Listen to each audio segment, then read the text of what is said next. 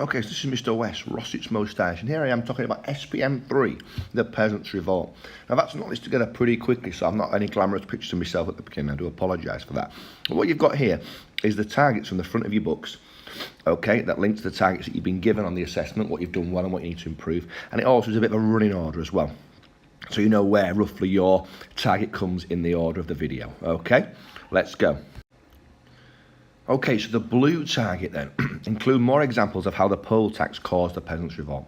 So if this was a paragraph, I'd start with a little bit of an introduction saying the poll tax caused the peasant revolt because it was unfair on the peasants. The reason it was unfair was because, and I'd talk about the fact that it was a tax that had been levied in 1377, 1379 and 1381. So 3 times very quickly close together, and it was very difficult for the peasants to pay. That would then lead me on to the second point, that everyone had to pay the same amount, 4p, whether you're rich or poor. That seems fair, doesn't it? But it's not, because if you're a villain, you don't even get paid, do you? You just get land, and then you've got to sell stuff off your land to get money. So 4p is a real challenge for them to find, and some of the wealthiest lords don't pay anything at all. So it's completely unfair.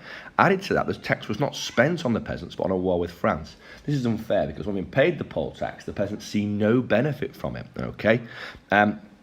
Then I put something like the poll tax led to the peasants' revolt because it was like a trigger point, wasn't it? It happened directly before the peasants' revolt. It was like a final straw. The poll tax of 1381 was like a final straw. It was the last thing the peasants could bear, and that's why they got together and marched to London with the peasants' revolt. So have a look through that, get the sentence starters filled in, and get your paragraph written. Okay, well now we're on to red then, aren't we? Include more examples of how the conditions the peasants faced caused the peasants' revolt. Now unfortunately there's some slight formatting errors there, but you can work it out. So my introduction to this would be the problems with the peasants' lives caused the peasants' revolt because it was unfair on the peasants. The reason it was unfair was because, and say something like the amount of things that the peasants had to do to pay made it very, very difficult for them to live, and constantly meant that they were very, very poor, and at any stage a bad harvest and they could die.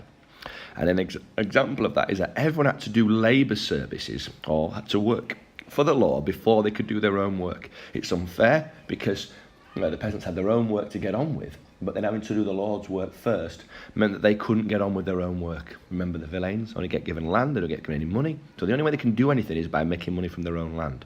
So obviously a villain would do week work, okay, which is every week, and about 3 days every week. But the freemen only worked at busy times, boon work, but that was still the worst time for them to work because they were very busy with their own planting or harvesting or whatever. Also, it was unfair because the peasants had to pay to use the Lord's mills and ovens. That's unfair because often they had their own hand mills for grinding the flour and their own ovens for baking bread. But they weren't allowed to use the mills and ovens to bake bread and to crush corn. They had to use the Lord's, and he charged them for that. So that was a way of the Lord making even more money from the peasants. The problems with the peasants' life led to the peasants' revolt because, and I'd say something like, this was a long-term cause. It was built up over a long period of time. These problems meant that life was really difficult for peasants. And then any small thing, like the Statute of Labourers or the poll tax, could make things even worse. And the poll tax obviously maybe was the trigger, but this was a long-term cause, so try and get that in. Okay, so green. Include more examples of how the Statute of Labourers caused the peasants' revolt. So the Statute of Labourers of 1351 caused the peasants' revolt because it was unfair on the peasants. The reason it was unfair was because the peasants had been earning more, hadn't they? And it kind of brought them back down. There was less people. The peasants were earning a fair wage now, and they were going to be removed to no longer earning a fair wage. So that probably makes something about it not being put back down to an unfair wage, okay? You have to still work harder, and they were now going to be getting paid less for the work they've done. After the Black Death of 1348, freemen could earn much more as the lords had to pay higher wages because there was less people, they had to pay more. The Statute of Labourers of 1351 reduced freemen wages back down to the level before the Black Death. This is unfair because, well, many of the freemen may well have taken on more land, maybe got improvements to the houses, or things like that. They may well be in debt based on the fact they're going to have a higher wage and they know they'll be able to pay it back. But obviously they can't pay it back now because their net wage has been reduced, all right? Plus it's unfair because actually they were getting a fair wage before that and they no longer are. And that's going to upset the peasants. So the Statute of Labour has led to the peasants' revolt because Without it, the peasants would have been earning a fairer wage, earning a higher wage, and then the poll tax wouldn't have been as bad. But because the Statute of Labourers reduced the peasants' wages, that meant that making them be able to pay the poll tax was much, much harder. So that's why it caused a peasants' revolt. Okay, so the purple target, ensure I refer to my line of reasoning at the beginning of each paragraph, basically means you need to look at the start of your paragraphs and think to yourself, right, just a minute, have I actually written about my argument at the beginning? So something like this is pretty good, the main cause of the peasants' revolt for your first paragraph. And then something like this, a sentence that begins, even though the main cause of the peasants' revolt was the poll tax, the Statute of Labourers was still important at cost. So if you are writing and saying the poll tax was the main cause, but then you want to write a paragraph on the Statute of Labourers, you could use that sentence starter. Similarly, if you think the main cause was the Statute of Labourers, but you want to write a paragraph on the poll tax, you could use that sentence starter. Or if you thought the problem in the peasants' lives was the main cause, but you wanted to write a paragraph about the poll tax, you could use that sentence starter. So in your first paragraph, you should say the main causes, and then after that, you should say, even though whatever you wrote first is the main cause, this is still important. So you're showing your line of reasoning right through your answer. Okay, so pink, write a conclusion justifying which of the three reasons is the most important. So you could have something like the main cause of the peasants' revolt was. That'd be quite a nice sentence starter. But then try and get into this. This was more important than the other causes because. Try and sort of rank your ideas in order of importance, 1, 2, 3, and sort of say, well, why they're more important than each other. And a good way of doing that would be to use this sentence starter here. Even though the poll tax was important, it's not as important as the conditions in the peasants' lives because if the conditions the peasants had to face, if they were better, then they would have been more able to pay the poll tax, so it wouldn't have been as big a deal. That's an example.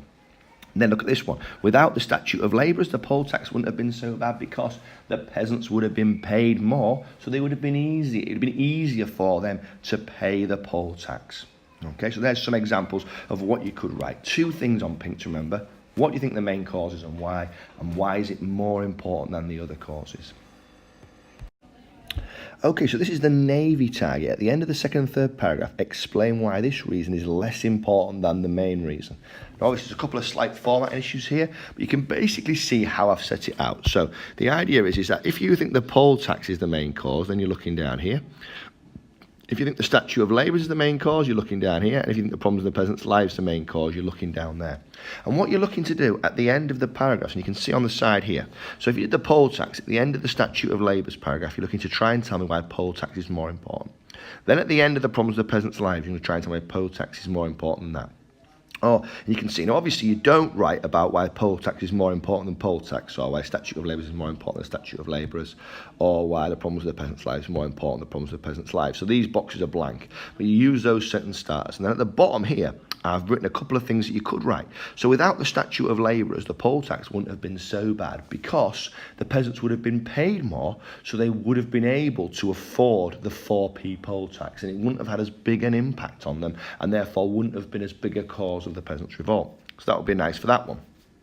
The problems with the peasants' lives were made worse by the Statute of Labourers, so that makes the Statute of Labourers more important, okay? So again, the problems with the peasants' lives are a long-term cause, but if the Statute of Labourers hadn't been brought in 1351, peasants wouldn't have had as many problems. Maybe the villeins would have still had a problem, but the freemen wouldn't have had a problem, okay? And therefore would have been much less likely to join the peasants' revolt.